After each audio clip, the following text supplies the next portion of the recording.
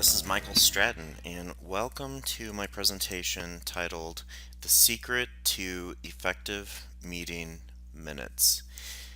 Now, when you are effective with your outgoing communication after a meeting, guess what? You receive less questions from other people, and more folks, more stakeholders are going to understand exactly what went on in the meeting and exactly what is expected of them.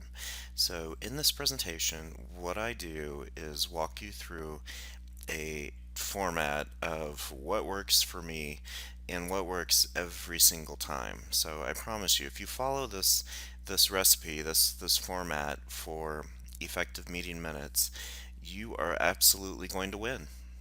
Let's get started. Here I introduce to you the format of the meeting minutes. It is very simple and it is very pared down, and this is on purpose so that not too much information is conveyed at any one time.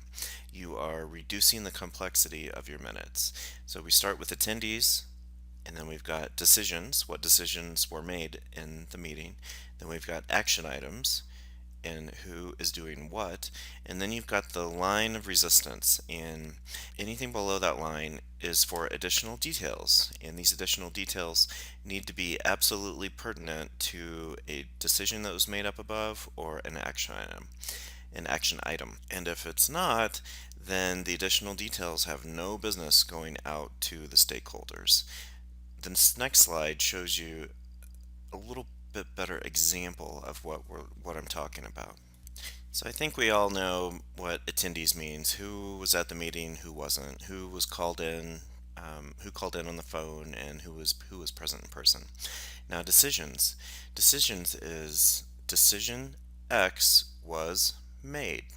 So for example, the decision to go live with X software on Friday was made. Now, it's not just enough to say that it was made. That's fairly passive voice. What you need to do is you say, this is who was in the room. This is who agreed to this decision to go live on Friday. Once you say that, then it adds a little validity, it adds more meat to what you're trying to say. The next section is action items. These are action words such as create this, do that, remove this, uncover that. And I'd never ever put an action item down here without an owner, who is the ultimate accountable party, and then the due date of the action item. If you don't have an owner and if you don't have a due date, you really don't have an action item. So that is important to remember. And then one final note, everything else honestly is extraneous and should be kept in the detail section and or left out and kept in Evernote or MS OneNote, and that's something I'm going to talk about here in a second. Evernote is an application that I use to track every last detail from every meeting that I'm in, period. Other folks like Microsoft OneNote are really fine either way, it doesn't matter, but the gist is the same. You've got to have a place where you are tracking every last note, everything that was said in a meeting.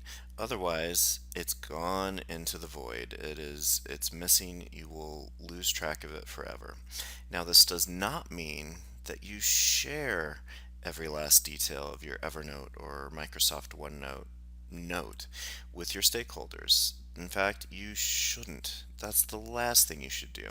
You need to spend a lot of time up front paring down the content and only give the most pertinent information to your stakeholders.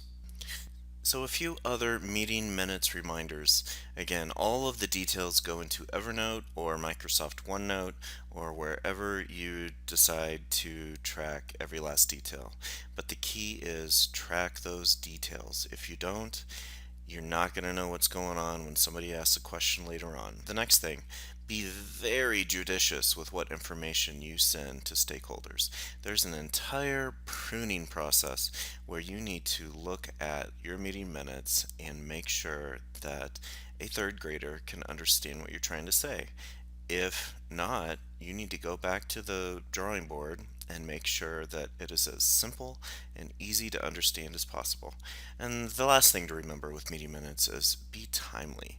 If you don't get out the meeting minutes within 1 day of your meeting, I guarantee it comes across as you don't care, and that makes other people not care. So do the right thing, be responsible, get your meeting minutes out within 24 hours. Otherwise, honestly, who cares? The last thing that I want to cover is actually kind of a revisit of the presentation on the PM love language, but when you are pruning your meeting minutes content, be as specific as possible. Don't be general, don't be generic. Use action words such as create, limit, remove, deliver. Use time frames so that folks know what you're talking about. Is something due at the end of this week? Is it due at the end of the day? Is it due this year? Is it due this quarter? You've got to give folks a frame of reference. Also, use most simple language that you possibly can and use small sentences. I don't care if it's grammatically correct or not, just use small, bite-sized sentences and words to get your point across.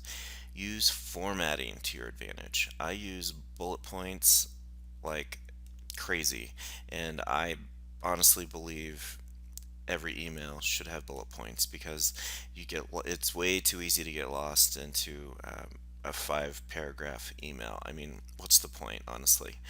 Next, convey fewer messages.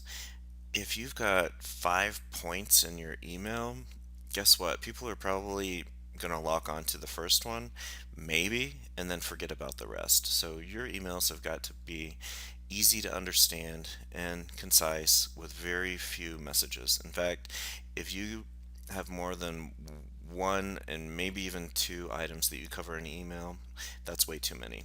And then lastly, talk about the end game. Talk about what the purpose is of the email that you're sending. If you don't have a purpose, if you if the folks you are expecting to read this email don't understand what the end goal is, then you're going to have a hard time. So, in summary, those are my meeting minutes rules when pruning content, and these are tried and true. I've been doing this for years, and I honestly think you should try them out.